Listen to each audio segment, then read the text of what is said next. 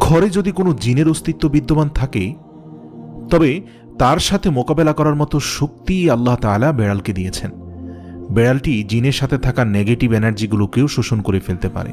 শুধু তাই নয়, বেড়ালের শরীরে আল্লাহ এমন একটি ব্যাকটেরিয়া দিয়েছেন যা কিনা আমাদের আশেপাশে থাকা সব ধরনের নেগেটিভ এনার্জিকে শোষণ করে নেয়। এছাড়াও বিজ্ঞানীরা বলছেন, আমরা যখন রাতে ঘুমাতে যাই তখন ঘরে পুষে রাখা বেড়াল সারা রাত ধরে আমাদের শরীর থেকে নেগেটিভ এনার্জি শোষণ করতে থাকে। আল্লাহ রাব্বুল আলামিন বেড়ালের মাঝে কিছু বৈশিষ্ট্য দিয়েছেন যার কারণে এমন সুন্দর একটি মাখলুক আমাদের রোজকার জীবনের অংশ হয়ে উঠেছে।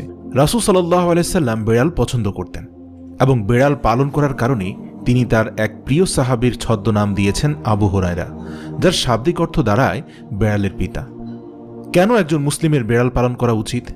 গবেষণা করে জানতে পারা যায়, আজ থেকে ৮,০০০ বছর পূর্বে জঙ্গলের বেড়ালরা খাবারের খোঁজে